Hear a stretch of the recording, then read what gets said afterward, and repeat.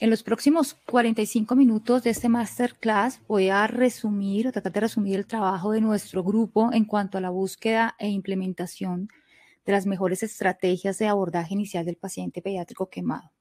Nuestra línea de servicio de quemados tiene posibilidades de uso de ciertas herramientas como las que ustedes ven aquí, que voy a tratar de señalar, ¿cierto?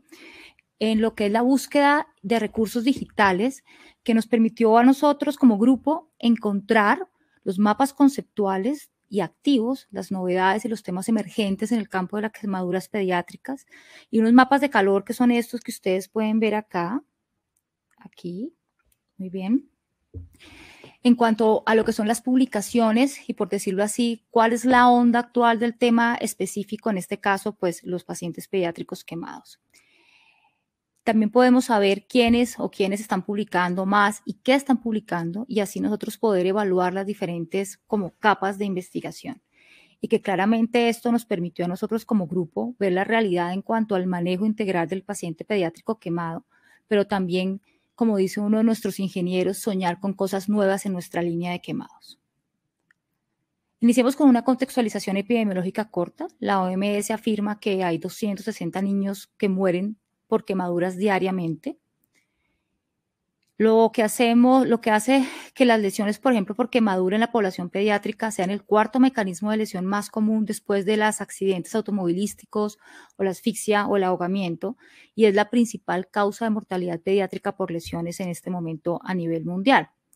En Colombia, más o menos 1.100 niños fallecieron durante 10 años de observación y esto representa las quemaduras un 22.1% de todas las muertes por lesión y siendo los menores de 5 años el grupo mucho más afectado, casi un 60%, con unas tasas de mortalidad bruta que se pueden ajustar a 1 por 100.000 niños. En Colombia se ha determinado que la distribución regional sigue siendo en los departamentos, por ejemplo, que ustedes ven acá marcados en rojo, como el Atlántico, norte de Santander, los Santanderes, Caldas, Guainía, Chocó, los que representan la mayor tasa de mortalidad. Y a pesar de que estas cifras registradas y el número de lesiones fatales sigue siendo desconocido, esto es solo como un iceberg del desconocimiento de nuestro país en las cifras de pacientes quemados. Se estima que 15.000 a 20.000 niños sufren lesiones térmicas en Colombia y las poblaciones vulnerables obviamente son las más afectadas. Las cifras son mucho más alarmantes cuando uno ve las estimaciones internacionales de las lesiones por quemaduras intencionales, que pueden variar entre 1 al 25% en los niños ingresados a los centros de quemados, con unas cifras aproximadas del 12% en nuestro país. Las principales agentes que producen muertes por quemadura en nuestro país son los líquidos calientes, seguidos del fuego y seguidos de la electricidad. Es fundamental en el paciente pediátrico con lesión térmica la evaluación rápida del daño térmico. Lograr esa estimación precisa de la lesión por quemadura nos va a guiar en la reanimación pediátrica por fluidos, obviamente en el cuidado inicial del paciente y el cuidado continuo de la lesión que estamos manejando. Esa evaluación precisa de la extensión de la quemadura es esencial para un tratamiento adecuado y exitoso, incluyendo obviamente la reanimación. Y esa determinación se define obviamente por el porcentaje de área de superficie corporal quemada que todos conocemos sobre el área de superficie corporal total, por lo cual uno excluye las quemaduras de primer grado. Pero una determinación precisa del alcance de una lesión por quemaduras a menudo no resulta fácil para nosotros y es un desafío en la práctica clínica y en la mayoría de los casos ese área de superficie corporal total quemada es sobreestimada, siendo más probable que se sobreestime esas quemaduras a menudo, por ejemplo, más pequeñas, y mientras que las quemaduras más grandes se estiman obviamente con mayor precisión. En el 2017, Armstrong informó que el 77% de las mediciones de esta área de superficie corporal total quemada preingreso a las unidades especializadas de quemados se sobreestimaron en más de un 25% en comparación con las calculadas por los especialistas de los centros de quemados. Esa evaluación inexacta del área de superficie corporal total resulta en algo gravísimo para nosotros, que es una resucitación excesiva, es una sobrereanimación que contribuye al daño capilar y al edema, y obviamente a la disfunción pulmonar de nuestros pacientes. El aumento también de complicaciones intraabdominales, intracompartimentales y otras tantas complicaciones como las que les describo acá en esta diapositiva. Ahora bien, aunque sabemos que existe la tendencia a optimizar la reanimación a valores supranormales, también existen los casos de la reanimación que es subóptima, que conduce a un mayor, por ejemplo, profundización de las quemaduras y prolonga los periodos de choque de los pacientes. Adicionalmente, la sobre o subestimación juega un papel vital en la distribución de los centros de quemado, porque si yo hago una sobreestimación, podría resultar no solo en un uso excesivo de recursos, y si hago una subestimación, obviamente resulta en complicaciones y mayor morbimortalidad en los pacientes. Entonces, ¿cuáles son los métodos que uno se pregunta cuando uno está en una unidad de cuidado intensivo de quemados y cuando está enfrentando un quemado para la estimación de ese tamaño de la quemadura? Como ustedes ven acá, desde 1800 se han establecido varios métodos cuyo desarrollo ha sido influenciado obviamente por las técnicas de la época, pero es hasta 1942 que el tratamiento de las quemaduras con base científica se convirtió en el foco de interés debido a la Guerra Mundial, la Segunda Guerra Mundial, y al desastre de un club nocturno en Estados Unidos, que es el Coconut Grove, que fue uno de los más mortíferos y que murieron más o menos unas 500 personas por quemaduras. Y esos dos problemas no solo condujo a una reforma de los estándares y los códigos de seguridad de todos los Estados Unidos en cuanto a bares y seguridad, sino que se estableció un servicio de investigación de quemaduras en el Boston City Hospital y un Comité Nacional para la Investigación de Quemaduras. Y ahí se comenzó a empezar a trabajar en la determinación de las áreas de la superficie total quemada y su viabilidad para un método de alta calidad se volvió nuevamente una prioridad.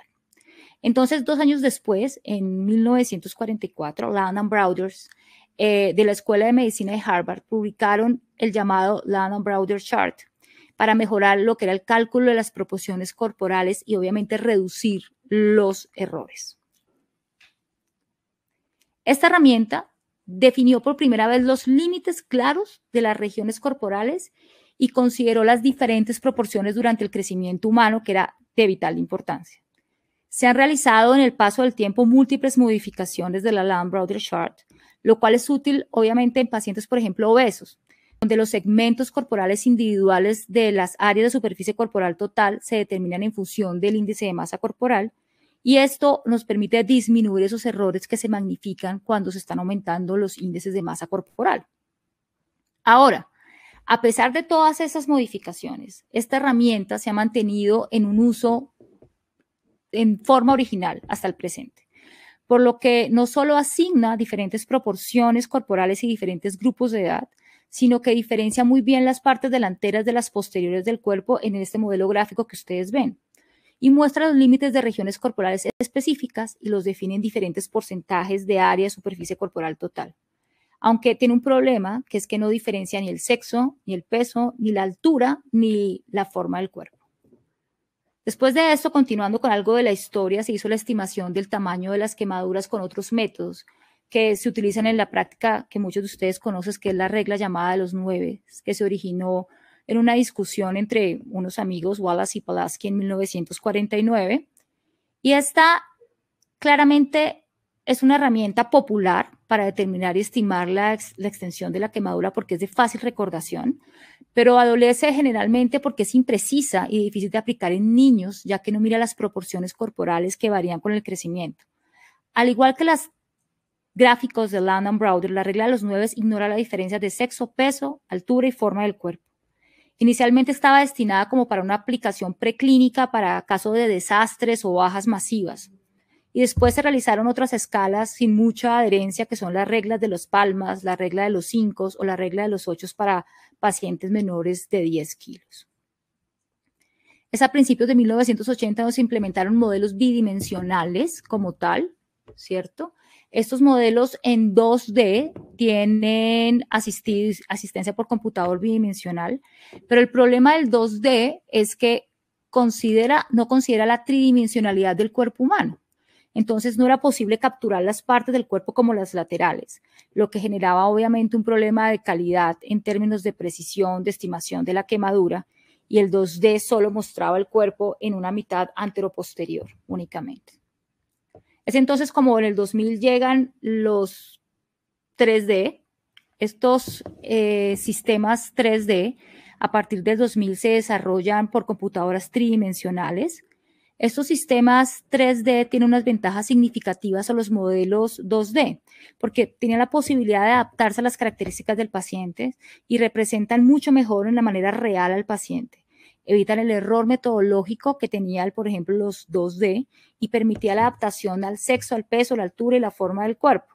Y logran una gran validez por índice de masa corporal, pero los que están por debajo de 30, con algunas limitaciones, por ejemplo, en pacientes que tuvieran como, por decirlo así, proporciones corporales como inusuales. Ahora, en la actualidad uno puede escanear en 3D, ese escaneo uno lo puede hacer en 3 subsistemas, como un escaneo corporal, acá esto es el escaneo corporal, luego hace uno una reconstrucción 3D y luego uno puede hacer un cálculo interactivo aquí del área de superficie corporal total quemada. Es un sistema de medición individual y muy preciso que proporciona una imagen exacta del cuerpo del paciente teniendo en cuenta las características corporales de ese paciente y se adapta a esas características. Ahora bien, al final esa interfase limpia todo lo que es con una plataforma de visualización y luego, como ven ustedes aquí, delinea el borde del área, luego identifica los puntos cerca de la línea, luego identifica todos los puntos interiores y luego calcula el tamaño del área destacada. Y al final, como pueden ustedes ver, uno puede ver la zona de quemadura, en este caso simulada con un parche, y los resultados de cálculo aquí acá a la derecha del área de superficie corporal total quemada. Entonces, con estos nuevos sistemas 3D, el desafío es que los gráficos que usamos se puedan comparar con estas medidas muy objetivas y modernas para los sistemas que tenemos, por ejemplo, los 3D actuales.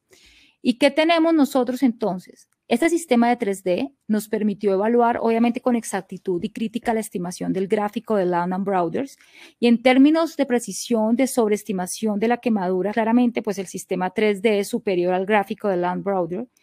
Pero a pesar de esto, el gráfico de Land & Broders es el método más preciso clínico a la cabecera del paciente quemado que podemos usar en la actualidad y en nuestra realidad. Nos da la mejor estimación clínica del área de superficie corporal total para las quemaduras pediátricas. Otro punto muy importante es la profundidad de la quemadura. Además de la existencia de la lesión por quemadura, la profundidad de la quemadura es otro criterio vital, de vital importancia, porque lamentablemente no hay un consenso sobre el mejor método práctico para la estimación de la profundidad de la quemadura. La determinación de la profundidad de las quemaduras sigue siendo un desafío también en la práctica para nosotros y es fundamental, obviamente, para poder dar un tratamiento óptimo y como guía en el cuidado inicial y también en el cuidado continuo de la lesión que estamos nosotros manejando. Nosotros clasificamos en la unidad las quemaduras por consenso. En esta clasificación no hacemos subclasificaciones, manejamos primero, segundo y tercer grado. Con el compromiso de las diferentes capas, pues la determinamos, pero no hacemos subclasificaciones. Para esto, en el 2020, Barnes publicó un estudio con un alto potencial como un nuevo método de medición sin contacto. Básicamente son imágenes hiperespectrales tomadas por cámaras espectrales que estiman parámetros de perfusión 3D y describen objetivamente la microcirculación de la quemadura durante las 72 horas después de la lesión térmica. Todos los perfiles de la profundidad de los parámetros de perfusión tienen unos rasgos característicos y unas diferencias según los grados de daño. En total, estos sistemas tienen 26 parámetros que describen la estructura de la capa de la piel perfundida y con base a esto, el escáner hace un análisis de esas características de perfusión y hace un procesamiento de los datos y nos da una clasificación confiable de estos grados de quemadura, que nos apoya obviamente en la selección temprana del tratamiento óptimo y permite así una clasificación obviamente precoz. Nosotros estamos esperando una respuesta del comité de compras en este momento de la Fundación Santa Fe para que este nuevo método esté con nosotros a partir de los próximos meses. Otro es la imagen láser Doppler, ha surgido como un complemento para ayudar a aumentar la precisión de la evaluación clínica objetiva de la profundidad de la quemadura a través de una medición indirecta y también sirve para poder predecir el tiempo de curación, como ustedes ven aquí en esta tabla, con una precisión del 90 al 97%. Existen otros métodos para que podamos determinar tempranamente la profundidad de la quemadura, que incluyen tomografías, técnicas fotoacústicas, la misma resonancia magnética, espectroscopías con infrarrojo, pero la mayoría de estos métodos no son viables en un futuro cercano para muchas de las instituciones porque su adopción se ve obstaculizada por varias cosas, especialmente por los costos. Por eso, nuevamente, siendo consciente de nuestra realidad como país, el examen físico es fundamental y sigue siendo el método más común y tiene una precisión estimada de hasta el 89%, que es realmente buena. Ahora, dentro de un mar, o diría yo, un mundo de cuestionamientos que nosotros nos hacemos en cuanto a la atención del paciente pediátrico quemado, la reanimación aguda con fluidos para lesiones térmicas en pediatría es uno de los principales cuestionamientos. Lamentablemente tampoco existe un consenso sobre el manejo de la reanimación pediátrica con fluidos. Existe una variabilidad en la literatura con respecto a varias preguntas. El porcentaje del agua, del porcentaje de superficie corporal total quemada para iniciar la reanimación, la fórmula para guiar la reanimación, las indicaciones para el inicio de los líquidos que contienen soluciones dextrosadas y los objetivos, por ejemplo, de diuresis según los grupos de edad.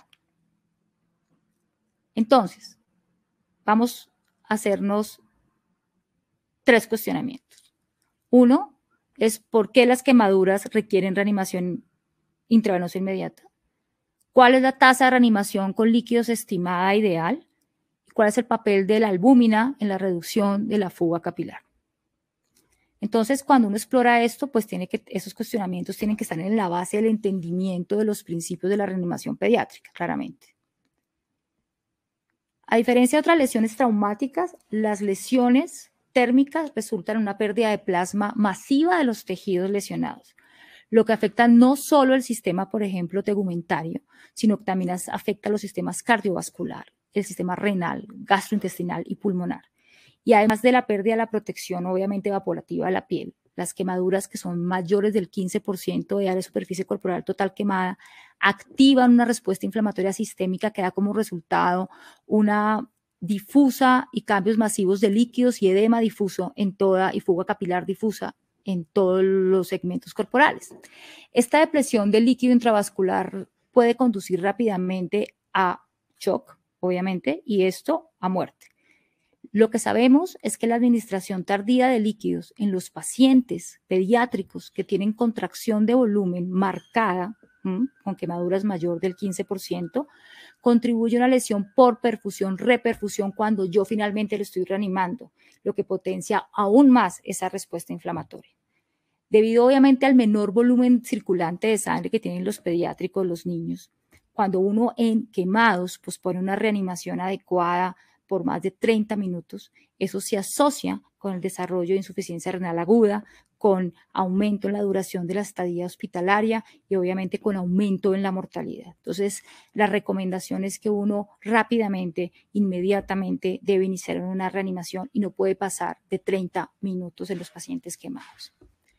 Si bien las quemaduras más pequeñas a menudo se pueden tratar con hidratación oral, los pacientes lactantes y los niños con quemaduras más del 10% o los adolescentes con quemaduras más del 15% requieren un acceso intravenoso inmediato y reanimación con volumen.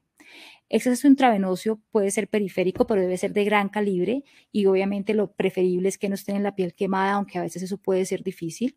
Las vías intraóseas es una posibilidad y pueden ser necesarias y deben reemplazarse en las primeras 24 horas. Y también tenemos en algunos pacientes pues críticamente enfermos, quemados, la necesidad de catéteres centrales. Las primeras 48 horas posterior a la quemadura son las más críticas para evitar lo que es la insuficiencia renal, la sepsis y la mortalidad. Y en general los objetivos obviamente de la reanimación que le estoy haciendo a mi paciente están dirigidos a lograr una perfusión óptima de los órganos, de los tejidos y minimizar todo ese edema tisular y fuga capilar difusa generalizada que se está formando. Se han desarrollado varias fórmulas específicas que calculan los volúmenes estimados de reanimación con líquidos basados en la edad y en los pesos, y algunas pueden incluir conceptos pediátricos fundamentales que son los líquidos de mantenimiento, con la posibilidad de incluir soluciones dextrosadas. Claramente porque los lactantes y los niños tienen una reserva limitada de glucógeno y un mayor riesgo de desarrollar hipoglicemia si uno no tiene en cuenta esas soluciones dextrosadas.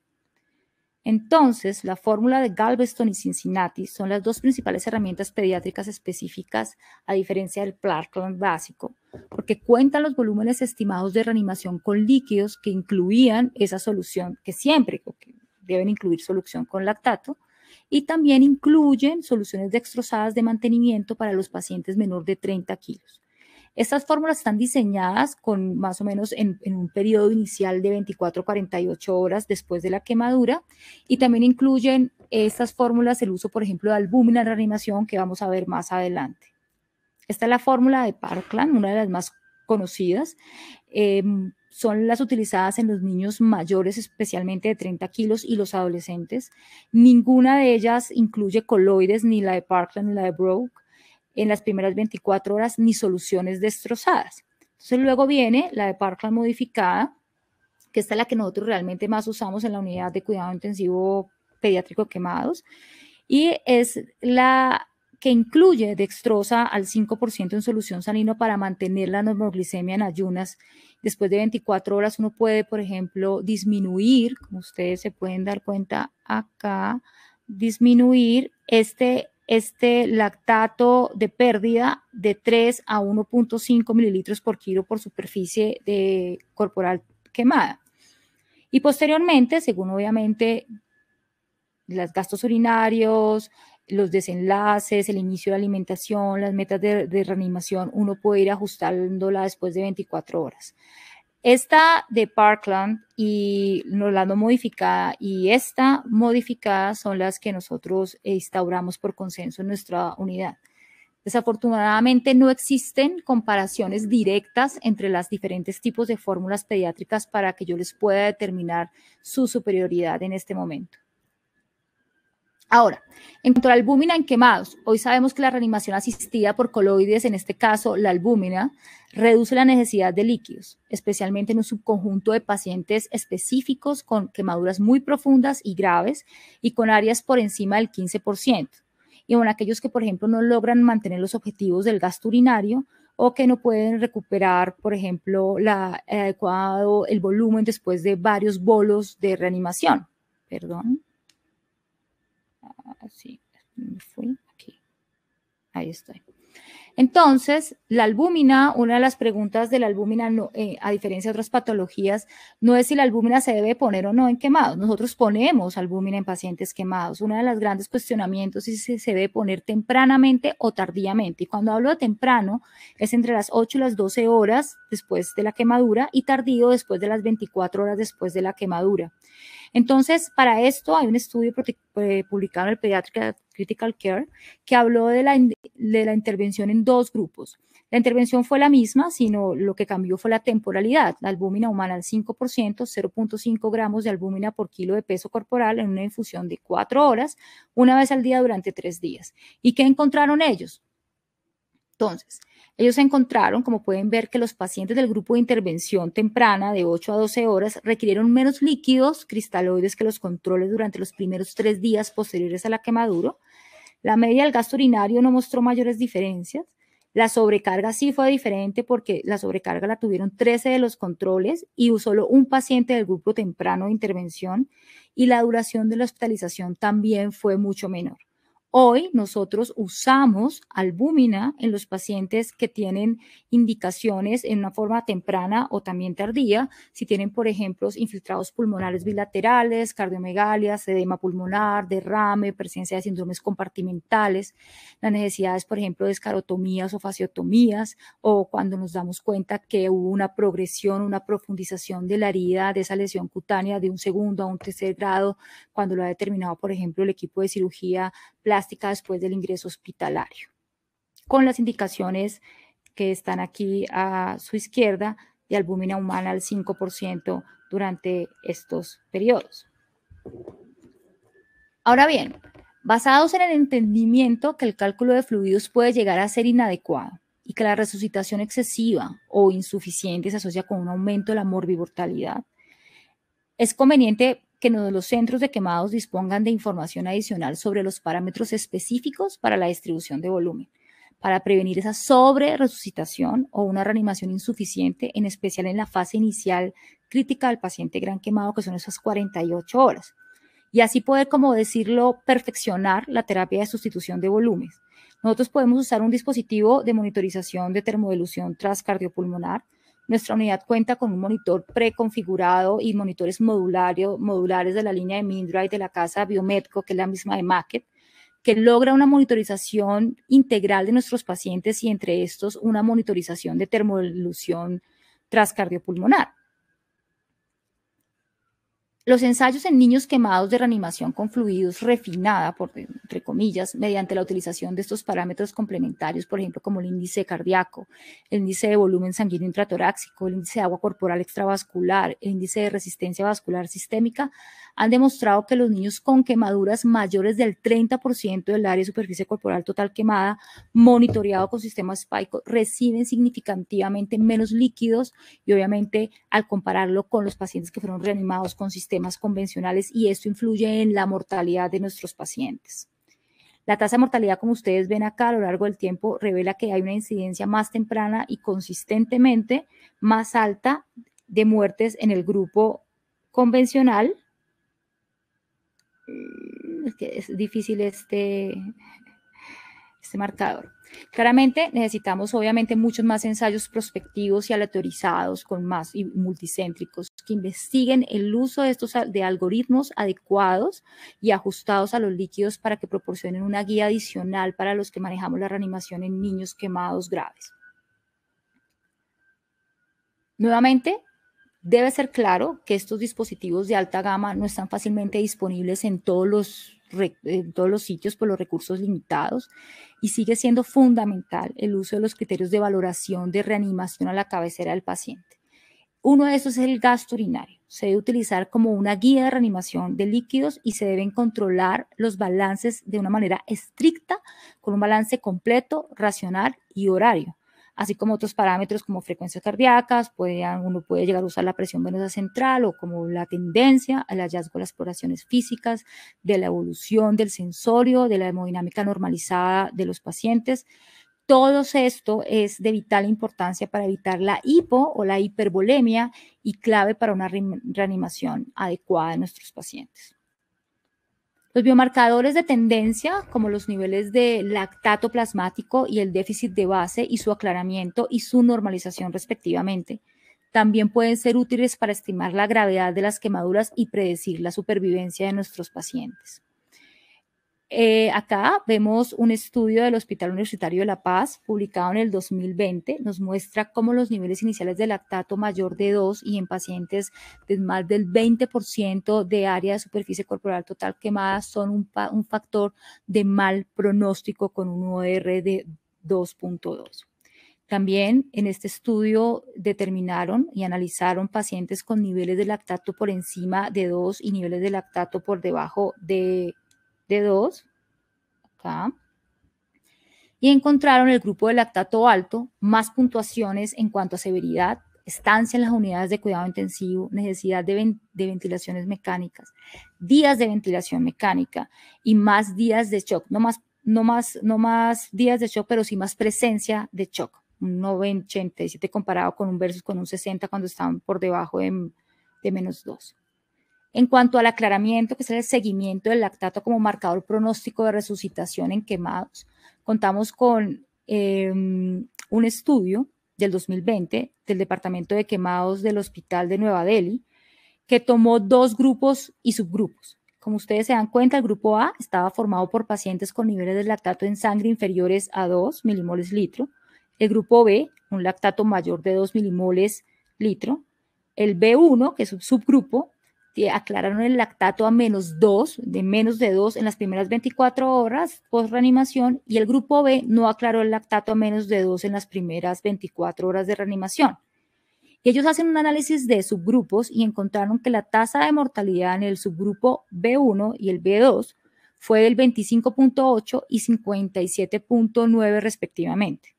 La tasa de sepsis en el subgrupo B1 y B2 fue 27.4 y 43.5 respectivamente, y las tasas de mortalidad y sepsis en el subgrupo B2 fueron mucho más altas.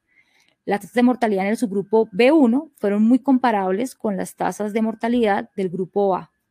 Este estudio, al igual que muchos en la literatura de quemados, respalda la monitorización del lactato como un marcador pronóstico de resucitación y es algo clave en el estudio de los pacientes quemados pediátricos. Otro de los puntos es la utilidad del déficit de base. La base exceso y el déficit de base como indicador de hipoperfusión en adultos quemados está muy bien establecida. Su valor en la evaluación de los niños todavía no está claro. Los adultos tienen una base exceso de -4. Ese es un estudio que mostró 221 pacientes con una quemadura más del 20% del Hospital Universitario de Utah, donde evaluaron el déficit de base versus la mortalidad. Ustedes ven acá en la figura de la izquierda el déficit de base sérico versus la mortalidad para pacientes quemados durante las primeras 48 horas después del ingreso. Y ven los valores del déficit de base en cada punto temporal para los supervivientes y los no supervivientes. El déficit de base difirió significativamente, como lo pueden ver ustedes acá, en estos grupos en el momento del ingreso y las 6 horas después del ingreso. El peor déficit de base, como se está señalando, se dio en las primeras 24 horas después del ingreso y fue significativamente mucho más negativo, -7, en los no supervivientes que en los supervivientes, lo que hace que el déficit de base sea un punto clave en la investigación en pacientes pediátricos quemados. Hablemos algo del manejo de las quemaduras. Solo cuando ya tenemos al paciente con todas sus variables sistémicas controladas, es seguro atender la superficie quemada. Esa atención debe consistir en una limpieza o un desbridamiento y, de ser necesarios, cambios en los vendajes. Debe ser un aseo suave, solo se retira la superficie lesionada, por ejemplo, elementos extraños como partículas, restos textiles, torundas, gasas, y no debemos hacer nunca un aseo quirúrgico ni realizar una agresión mayor a un simple lavado que arrastre suavemente torundas, algodones, gasas con gran cantidad de soluciones fisiológicas para que se pueda limpiar la superficie. Ahora, la cobertura consiste básicamente y únicamente en poner sobre la piel quemada apósitos estériles secos, absorbentes y muy abundantes, capaces de atrapar ese exudado sin que se alcance las capas superiores textiles.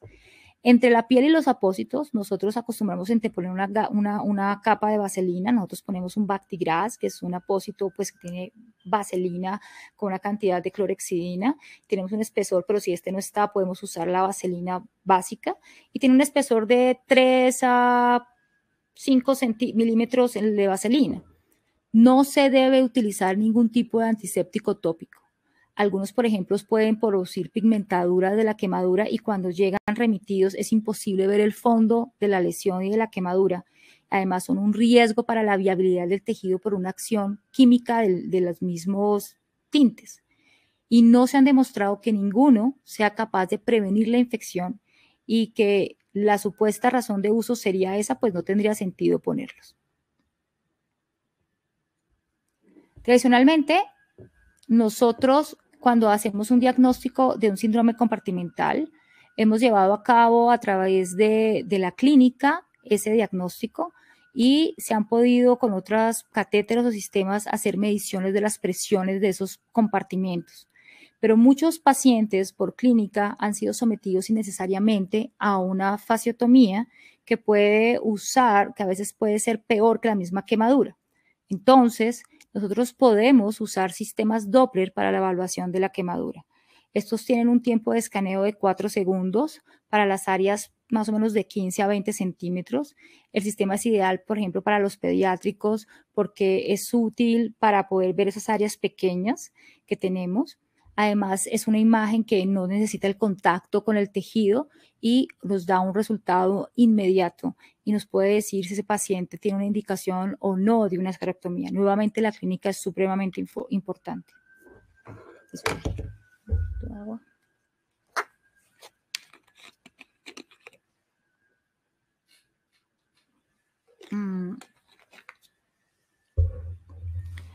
Nosotros contamos con todos los apósitos de alta tecnología sintéticos y biológicos. Contamos con hidrocoloides, alginatos, hidrogeles, apósitos de colágeno, espumas, apósitos de control de infección, hidrofibras.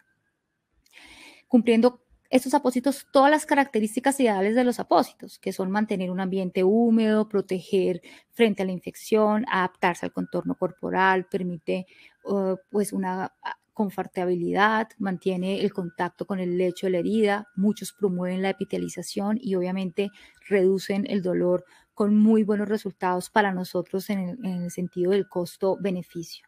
Tenemos apósitos para la epitelización. Entre estos nosotros tenemos el Supratel. El Supratel es un apósito de alta tecnología, inteligente y novedoso. El Supratel básicamente lo que hace es como un revestimiento, es una lámina de membrana porosa que cubre la quemadura sin necesidad de realizar curaciones, lo que claramente disminuye el dolor en nuestros pacientes. A medida que va epitilizando, se va desprendiendo por sus propiedades como biodegradables, como ustedes pueden ver en esta foto. Se deja en el sitio de la quemadura hasta que se consigue el 95% de la repitilización y la parte del producto que va quedando suelta se puede ir como cortando y más o menos a los 10 o 14 días tras la quemadura uno puede decidir si ese paciente va a precisar o no un injerto de piel. Este es otro ejemplo del Supratel. Tenemos dentro del portafolio tecnológico apósitos que promueven también la epitelización como el Seroform. El Seroform es un apósito no adherente impregnado con un ungüento hidrofílico de acción bacterostática más vaselina, el petrolato, sobre una gasa de un tejido muy fino. Mantiene un ambiente húmedo óptimo para toda la cicatrización de las heridas. Tiene una acción bactericida, desodorante, favorece el tejido, la granulación, no se adhiere al lecho de la herida, haciendo que sea muy fácil que lo podamos retirar, es confortable, se adapta muy fácilmente a las superficies y todos esos apósitos nosotros también obviamente los fijamos con mallas y vendajes especializados que garantizan la viabilidad de esos injertos. También tenemos el Bactigras que era el que yo les estaba hablando, que es lo que reemplazamos la vaselina, es una gasa vaselinada con clorhexidina. Tenemos apósitos de control de infecciones. Estos apósitos de control de infecciones pueden ser hidrofibras, espumas. Está el anticoat que parece como lo que ustedes ven acá, una piel de culebra. Antes se usaba la sulfadiazina de plata que requería curación 2 veces al día y eso obviamente generaba dolor y mucha más manipulación. Ahora este apósito combina 2 poderosas tecnologías que trabajan como sinérgicamente. Nos da las nanopartículas de plata que se activan con una liberación prolongada en el tiempo, por lo cual no es tóxico y puede durar hasta 14 días y no se necesitan curaciones diarias. Y tiene además un agente antibiofilm que lo que hace es como una disrupción y una ruptura de la capa de biofilm exponiendo a las bacterias y luego ellos hacen una eliminación de ese reservorio de nanopartículas de plata que cubre un amplio espectro de bacterias y obviamente pues protege contra la infección. Y también previene la reformación de otra vez del biofilm. Acá tenemos otros ejemplos. También usamos la presión subatmosférica.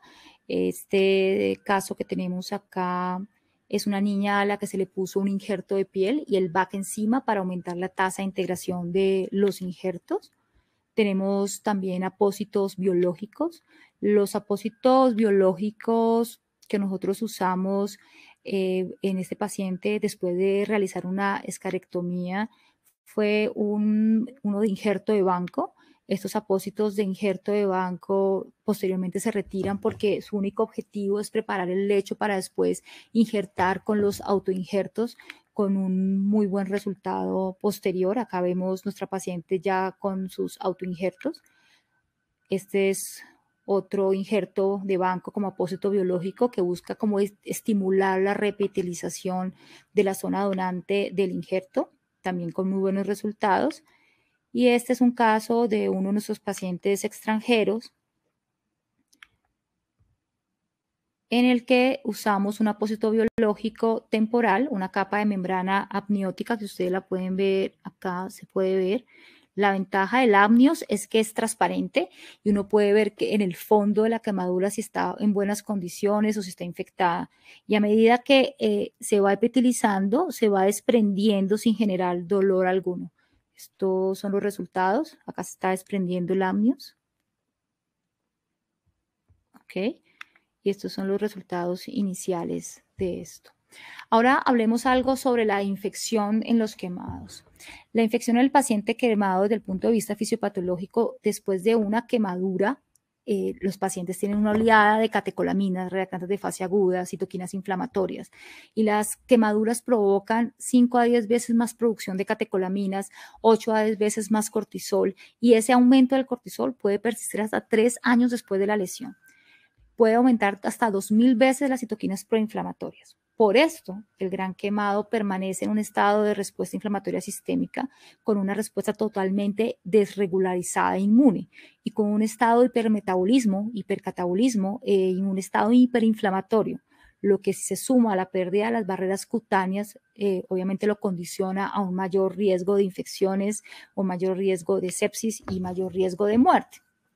Las infecciones siguen siendo para nosotros y para los que manejamos quemados la causa más común de morbilidad y muerte en los pacientes pediátricos quemados. De las complicaciones, cuando uno las tiene, las infecciones son las más temidas porque los pacientes pediátricos quemados es muy difícil, es un desafío el poder diagnosticarla y dificulta distinguir la colonización de la infección real, y el aumento obviamente de los microorganismos multiresistentes que estamos manejando también se ha convertido en un problema. Existen claros factores de riesgo establecidos para que los pacientes tengan mayor riesgo de infección. Uno de estos es que cuanto mayor sea la quemadura, pues mayor probabilidad de infección hay. Y obviamente esto está en relación porque estos pacientes requieren catéteres, sondas vesicales, vías venosas centrales, líneas arteriales, ventilación mecánica y obviamente múltiples viajes al quirófano que pueden promover la infección. En los quemados, al igual que en los otros pacientes no quemados, se debe establecer paquetes de sepsis que nos puedan buscar estrategias de manejo conjunto de reanimación, estabilización y sobre todo adherencia a los paquetes de sepsis, y cuando se ha identificado la sepsis poder instaurar las directrices de la campaña de la sepsis y las directrices publicadas de manejo del shock séptico y la sepsis que conocemos desde el 2020. Ahora, la American Burn Association, en su conferencia internacional del consenso pediátrico, debido a que los signos vitales dependen de la edad en la población pediátrica, especificó, como ustedes pueden ver acá, los valores de diagnóstico sugeridos para el grupo de sepsis en pacientes pediátricos quemados, teniendo en cuenta también no solo la edad, sino el estado hipermetabólico que conduce a la taquicardia y la taquipnea. Entonces, por tanto, ustedes van a ver que en el análisis se usan valores mucho más altos de los considerados normalmente alterados para iniciar un estudio de infección o sepsis en otro paciente. Y especificó 3 conceptos que son fundamentales: colonización, infección de la herida e infecciones invasivas. La colonización utiliza criterios microbiológicos como las bacterias presentes por superficie en la herida en concentraciones menos de 105 gramos de tejido sin signos de infección. La infección de la herida, la presencia de bacterias en la herida a una concentración mayor de 105 por gramos de tejido con signos de infección. Y la infección invasiva, que es la presencia de patógenos en el tejido adyacente no quemado, y esto incluye los hemocultivos. Ahora bien, el tratamiento debe estar guiado por los resultados microbiológicos, obviamente de una biopsia o del tejido, y solo cuando uno está totalmente documentado que hay una infección o no una colonización, nosotros manejamos. Nosotros nunca tratamos la colonización, porque la colonización de la herida comienza con organismos gram positivos como el estafilococo aureus hasta el 80% en la primera semana, y luego el estafilococo aureus es reemplazado por organismos gram negativos como la pseudomonas aeruginosa en la tercera semana especialmente. Entonces, nunca tratamos la colonización, solo tratamos la infección. Los fármacos antimicrobianos profilácticos no están indicados y no los usamos en los pacientes quemados. Los fármacos antimicrobianos sistémicos no son eficaces contra la colonización de heridas porque la escara de la quemadura es zona vascular y las biopelículas evitan que el suministro de esos fármacos sistémicos entre a la herida. Y el uso de antibióticos de rutina sin los datos de cultivo microbiológico o con la clara convicción clínica y paraclínica de que nuestro paciente está cursando con una infección, no solo nos va a conducir a una resistencia antimicrobiana, sino a un aumento de la morbimortalidad. Hay dos puntos claves cuando hablamos de infección en quemados, que es la fiebre y la procalcitonina.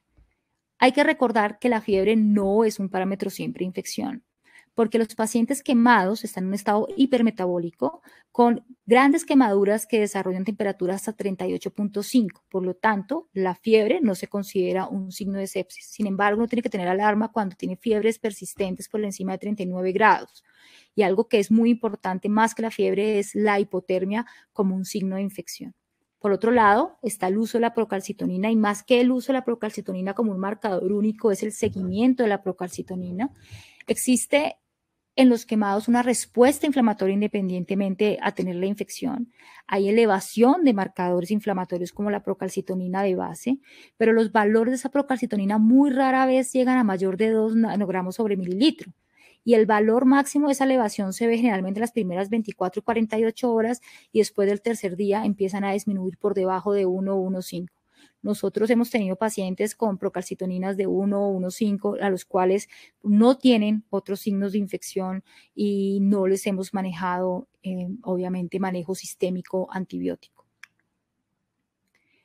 Cuando existe la clara convicción que el paciente definitivamente está infectado, obviamente por los datos clínicos, microbiológicos y paraclínicos, o hay una sospecha de una infección o sepsis, se debe iniciar tratamiento empírico hasta recibir los resultados de los cultivos. La elección del antibiótico en nuestros pacientes va a depender del momento de aparición de la infección y de la epidemiología pues, de la institución, independientemente de las relaciones temporales que yo les hablé ahorita al principio. Los organismos gram positivos son los responsables de la mitad de las infecciones y hay que cubrirlos. Actualmente la terapia antimicrobiana óptima es un desafío. ¿Por qué? Porque hay gérmenes gram positivos resistentes como el Staphylococcus aureus metilcilino resistente y gram negativos y las enterobacterias como la Pseudomonas y el Acinetobacter baumannii pan resistentes que estamos observando cada vez más en los pacientes pediátricos quemados. Para esto lo que hacemos nosotros es seguir los lineamientos actuales publicados, por ejemplo, de estos de enterobacterias ahorita en el 2020 en pediatría para el manejo de enterobacterias o gram negativos resistentes o gram positivos resistentes.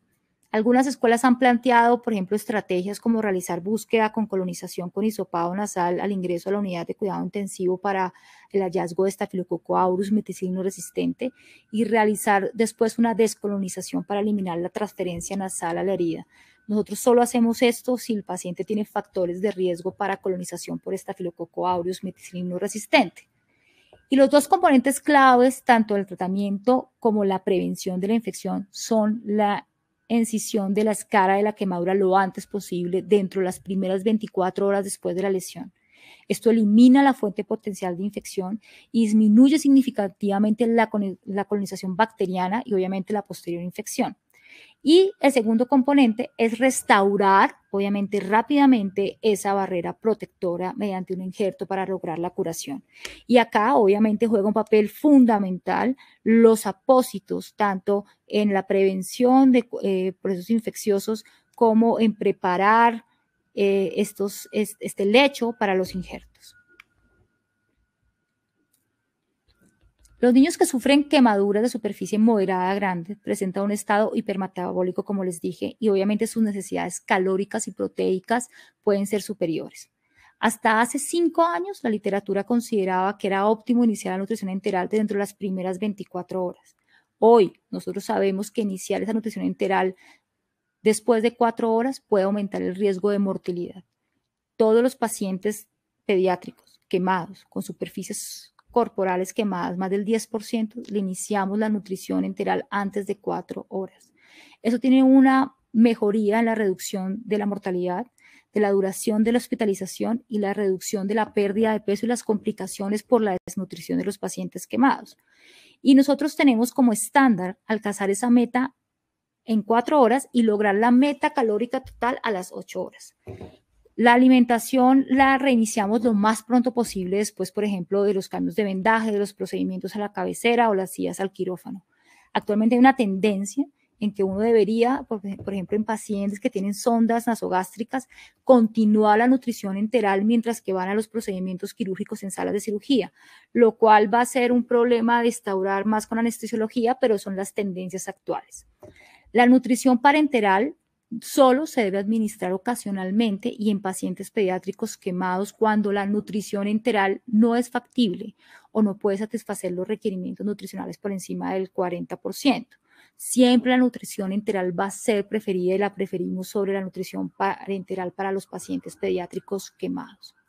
Basados en el hecho entonces que uno tiene que tener una nutrición temprana, uno tiene dos rutas para aquellos pacientes que no pueden hacerla por vía oral, que es la ruta gástrica y la ruta pospilórica. Existe una preocupación en el medio de que las sondas alimenticias gástricas tienen un riesgo de neumonía aspirativa. En este aspecto, hay una revisión de Cochrane en adultos que muestra que hay una menor incidencia de neumonía en pacientes críticamente enfermos, que incluía quemados y no quemados, que reciben alimentación pospilórica. Sin embargo, esa investigación es muy limitada para respaldar una ruta sobre la otra en la población pediátrica. No existen metaanálisis que diferencien significativamente las tasas de aspiración o de neumonía con sondas nasogástricas o sondas transpilóricas. Sin embargo, la alimentación por sonda nasogástrica para nosotros es el método más común para lograr una buena nutrición adecuada. En general, los beneficios de la nutrición enteral se pueden realizar de una forma segura a través de las sondas nasogástricas que se insertan dentro de las primeras 4 horas y deben usarse en aquellos pacientes que no pueden satisfacer sus necesidades de otra manera. Este cuadro fue un reto para nosotros, el que les estoy mostrando. Es un reto académico que nos exigió una búsqueda muy específica y ardua de la literatura, y por eso los quiero compartir con ustedes. Este cuadro resume las pautas de alimentación, como ustedes pueden ver, en cuanto a necesidades calóricas, necesidades de proteínas, y como se pueden dar cuenta, nosotros hicimos una clasificación según los porcentajes de área corporal quemada y también hicimos una subclasificación según los grupos etarios. Utilizamos también lo que es las tasas metabólicas basales con los factores de corrección según los porcentajes de área corporal quemada. También acá les puedo compartir todo. Para nosotros fue muy difícil identificar inicialmente a qué pacientes le poníamos suplementos, cuál se veía beneficiado de vitamina C, cuál se venía beneficiado de selenio. Y esto es la búsqueda de la literatura. Encontramos aquí las indicaciones con las cuales nosotros ahorita ponemos multivitaminas y suplementos a los pacientes quemados. También glutamina. Inicialmente habíamos determinado la arginina, pero no tiene una evidencia fuerte, entonces ponemos en los pacientes con tasas de quemadura más del 40% glutamina. Y aquí, aunque obviamente el propanolol no es un macronutriente, hay un gran soporte bibliográfico en las revisiones sobre el efecto del propanolol en el hipermetabolismo del quemado. Y a diferencia de los adultos, la mayoría de estos estudios han sido realizados en niños. El propanolol ajustado a dosis entre 4 y 8 miligramos kilo día por vía oral disminuye la termogénesis, mejora el trabajo cardíaco, el gasto energético, la lipólisis periférica y aumenta la eficiencia de la síntesis proteínica muscular.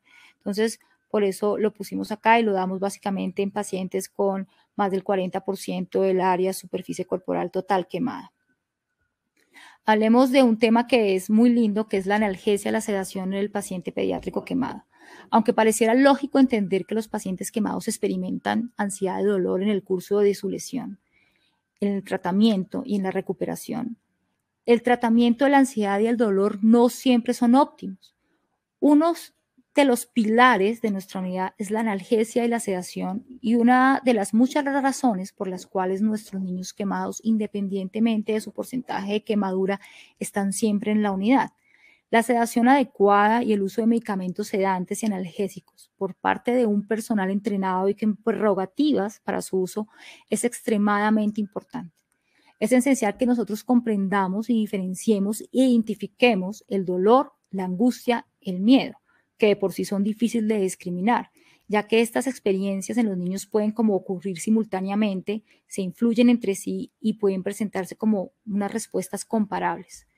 El dolor por quemadura es una de las formas más graves de dolor agudo que hay, y la ansiedad y el dolor que no se trata puede como intensificarse con el tiempo. Eso se convierte en miedo, en insomnio, en depresión, en impotencia, lo que hace que ese paciente sea psicológicamente incapaz de hacer frente a una enfermedad o a un tratamiento, por lo cual nosotros debemos aliviar el dolor y la ansiedad.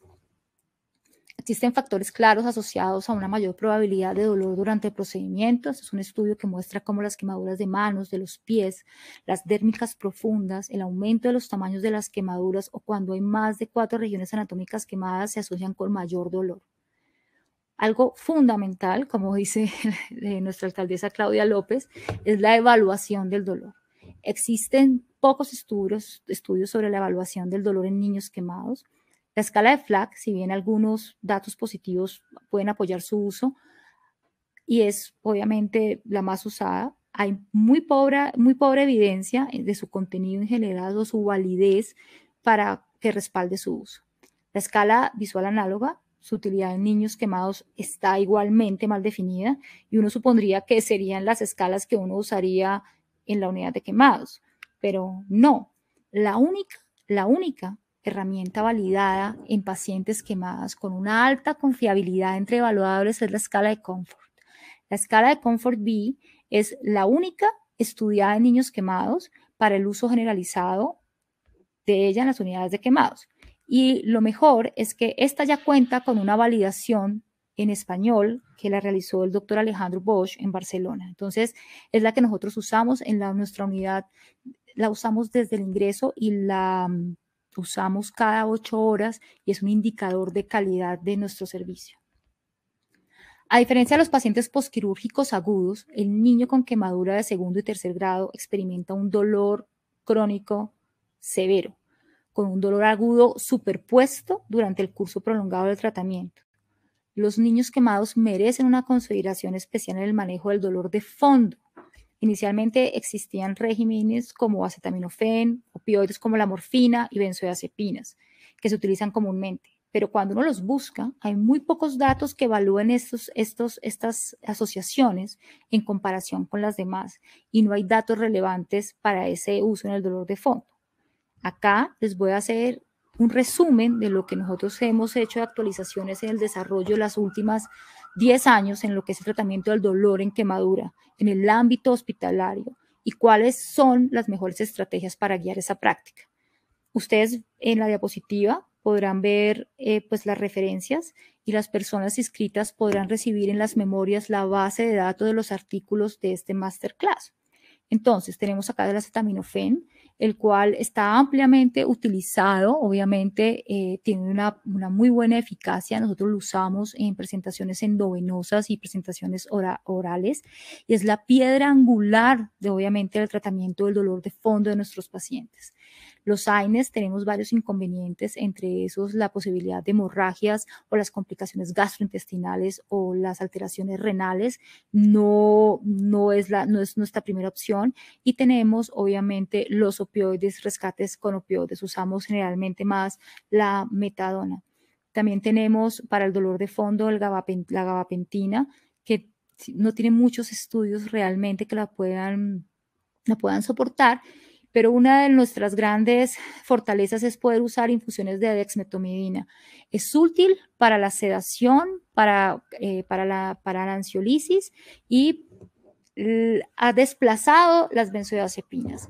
Nosotros la usamos en nuestros pacientes en infusiones de 0.5 microgramos kilogramo hora hasta 0.9 microgramos kilogramo hora y puede durar por varios tiempos. Otro tema fundamental en el dolor es el dolor neuropático. Es un elemento importante de los pacientes con quemadura pediátrica y no se ha estudiado. Ustedes, los que no manejan normalmente quemadas, no se imaginan la impotencia que le genera a un niño cuando tiene un dolor neuropático, aparte del dolor de fondo, que puede sentir ardor, hormigueo, descargas eléctricas, piquetes, frío, calor, todo esto con dolor. Entonces uno hace una búsqueda en la literatura y como ustedes ven en esta diapositiva en cuanto a lo que hablamos inicialmente, se pueden dar cuenta acá que es un tema dentro de los mapas conceptuales muy aislado, ¿cierto? Lo que podría llamar una temática que hasta ahora es emergente y sería un muy buen punto de partida para la investigación pediátrica. Entonces, en cuanto al dolor neuropático, nosotros sabemos que no existen estos estudios controlados, que el tratamiento lo basamos, ahora lo estamos basando en los enfoques para adultos, y aunque esto se podría generalizar, no es lo más apropiado porque las respuestas de lesiones y de daño de los nervios están estrechamente relacionados con la edad del desarrollo de los niños. Sin embargo, uno puede, debe y está casi obligado a tratar el dolor neuropático, nos toca tratar el dolor neuropático. Especialmente lo hemos hecho con antidepresivos tricíclicos. Nosotros hemos tenido la oportunidad de usar la amitriptilina, no usamos mucho el gabapentina ni la pregabalina, lo hemos usado en conjunto con la clínica de dolor pediátrico encabezada por cuidado paliativo la doctora María Adelaida Córdoba. Nosotros estamos en este momento con este y otros temas construyendo una nueva evidencia y esperamos pronto tener varias respuestas para nosotros y para la comunidad médica que trabaja con quemados. Por otro lado está la analgesia y la sedación para los cambios de apósitos o las curaciones. Los estudios se han mostrado pues como diversas combinaciones, que está el propofol, la ketamina, la dexmetomidina y la ketamina, el propofol y el remifentanil, pero sería imposible yo decirles inequívocamente que existe un régimen superior a los demás según los datos actuales que tenemos. La combinación propofol-ketamina, que ustedes ven acá, es la combinación más estudiada. Los datos sugieren que es una combinación segura, pocos eventos, por ejemplo, cardiopulmonares. La dosis de bolo que nosotros usamos es de 1 a 2 miligramos por kilo de propofol y de ketamina de 1 a 2 miligramos por kilo para el cambio de apósitos y curaciones de las quemaduras en la unidad de cuidado intensivo de quemados. Tenemos también el propofol y el remifentanil. El inconveniente del remifentanil como opioide potente en la población quemada es que probablemente muchos de nuestros pacientes quemados han estado recibiendo opioides inicialmente y requieran como una atención aún mucho más cercana en lo que es la dosificación de este remifentanil. Cuando nosotros estábamos en la búsqueda por capas de la investigación actual, el manejo analgésico del paciente, surgió una capa de investigación que fue muy interesante, que es el concepto de complementos para el dolor perioperatorio. Este cuadro que les muestro acá y que ustedes han visto incluye, por cierto, es uno de los mejores gráficos que encontramos como en resumen de analgesia, resume este concepto que ustedes ven acá de coayudante, ¿sí? Normalmente nosotros usamos unas medicaciones base como paracetamol, opioides, y eso generalmente se continúan en el periodo perioperatorio y constituyen la base del tratamiento del dolor postoperatorio agudo. Sin embargo, los estudios sobre complementos perioperatorios están creciendo en la literatura pediátrica, en general en la perioperatoria, no en los pacientes quemados, pero sí en la perioperatoria. Y uno de esos complementos es la clonidina y la dexmetomidina. La clonidina como un alfa-agonista que promueve la sedación y la ansiolisis. Entonces, es una revisión de Cochrane de 2014 que incluyó 242 pacientes pediátricos. Encontró que la clonidina preoperatoria a 4 microgramos por kilo, 6 horas, hasta 6 horas antes del procedimiento, redujo significativamente los requerimientos de analgesia postoperatorio y obviamente las puntuaciones de dolor de los pacientes, ¿sí? Eso es un punto muy interesante porque ya están en el panorama y el concepto de complementos para el dolor perioperatorio ya está ingresando. Nosotros también hemos usado infusiones de lidocaína que vamos a mirar y a compararlas con los diferentes manejos que estamos usando para poder dar una evidencia acerca y al respecto también de esas infusiones. Algo también que es fundamental es establecer un sistema de evaluación de la eficacia de la sedación, porque la sedación es un proceso continuo y las respuestas individuales de los pacientes no son predecibles. Esta es nuestra lista de chequeo de sedación para los procedimientos, que adicionalmente es una estrategia para mitigar las complicaciones de la sedación en la unidad. Uno debe recordar siempre en los pacientes quemados que se puede presentar también tolerancia, incluso hiperalgesia, dependencia física, abstinencia y delirio que pueden ocurrir, ¿cierto? En cualquier momento. Por eso nuestra unidad de quemados cuenta con un protocolo de evaluación y manejo para la abstinencia y el delirio. Ustedes pueden ver acá nuestra escala de Sofía y ese es nuestro protocolo dependiendo del riesgo para abstinencia. Y esta es la escala que usamos para evaluación del delirio. La unidad, nosotros hicimos una adaptación y una validación transcultural de ese instrumento del PC SCAM-SCUS para la evaluación del delirio en niños de 6 meses a 5 años que vamos para publicar y que el abstract está ahorita disponible en el Congreso de la AMSI de este mes. Ahora bien, nunca se puede olvidar las intervenciones no farmacológicas para tratar la angustia, la ansiedad, el dolor y el miedo. Y hoy en nuestra unidad estas medidas son obligatorias. Esto incluye varias cosas. Normaliza el entorno de los niños con intervenciones no farmacológicas. Hacemos comunicación, reorientación continua, tranquilidad. Tenemos algo que es maravilloso, que es la presencia de los familiares junto a la cama del paciente, que eso claramente alivia la ansiedad y el dolor. Nuestra unidad es la única unidad de cuidado intensivo pediátrico quemado que los padres pueden acompañar a su hijo las 24 horas durante los 7 días y no hay horario de visitas. Tenemos reducción de ruido ambiental en las unidades de cuidado intensivo. Ustedes saben que puede llegar a 60, 80 decibeles y para la OMS un ruido insoportable son 55 decibeles. También tenemos manejo de la oscuridad con utilización de iluminaciones adecuadas. Utilizamos muchas veces tampones para los oídos, obviamente ajustables por la edad del paciente, máscaras para los ojos para promover el ciclo sueño, restringimos los procedimientos para el día, mantenemos al paciente en una posición cómoda y obviamente hacemos también una alimentación guiada por preferencias de los pacientes cumpliendo las metas calóricas que requerimos. Y un motivo de orgullo desde el punto de vista de humanización de nuestro grupo de cuidado intensivo pediátrico es la musicoterapia.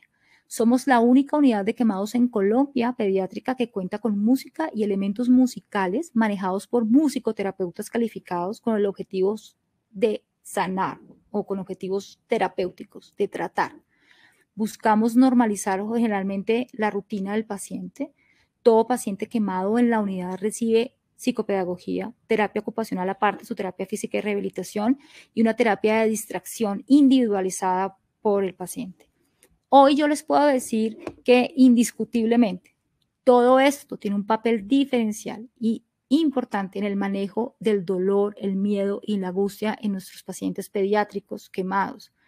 En el momento nosotros estamos trabajando en un proyecto con el Departamento de Ingeniería Biomédica de la Facultad de Ingeniería de la Universidad de los Andes junto con la Fundación Santa Fe para tener sistemas de realidad virtual para poder hacer los cambios de apósito, no las curaciones, que nosotros en curaciones usamos pseudoanalgesia, pero en los cambios de apósito para poder manejar sobre todo la ansiedad en nuestros pacientes. Hoy, nuestra línea de servicios quemados puede decir que recoge el fruto de un trabajo arduo de 2 años bajo el nuevo camino de la Fundación Santa Fe. Como pueden ver, con una configuración asistencial, tecnológica, administrativa, de equipos interprofesionales, donde nos consolidamos como una ruta de manejo integral ideal del paciente quemado y la familia. Nosotros nos logramos organizar alrededor del paciente y la familia, incluyendo desde las campañas de prevención hasta la rehabilitación y el seguimiento. Nosotros hemos logrado un valor diferencial y un fortalecimiento en lo que es la atención centrada en la persona. Nuestros pacientes y nuestras familias ya no giran en torno a los servicios, sino somos nuestros servicios, nuestra línea la que gira en torno a nuestros pacientes. Continuamos generando portafolios de proyectos y uno de estos es el grupo de Telexperticia que está aquí posicionado. El grupo de Telexperticia es un proyecto que se va a lanzar en las próximas semanas, donde se habilitará una línea donde las diferentes profesionales en tiempo real pueden estar asesorados por nuestro equipo de especialistas y interprofesional las 24 horas al día durante los 7 días. Esto obviamente cambiará los desenlaces de los pacientes quemados en Colombia. Y finalizo con esta diapositiva y con las palabras de nuestra líder de línea en la ceremonia de reconocimiento unas semanas atrás, que fueron realmente conmovedoras. Así como en una orquesta cada uno toca su instrumento de una forma tan maravillosa, alineada y sincrónica, generando hermosas sinfonías, nosotros en un trabajo conjunto, en equipo y coordinado, logramos construir la unidad de quemados. Gracias.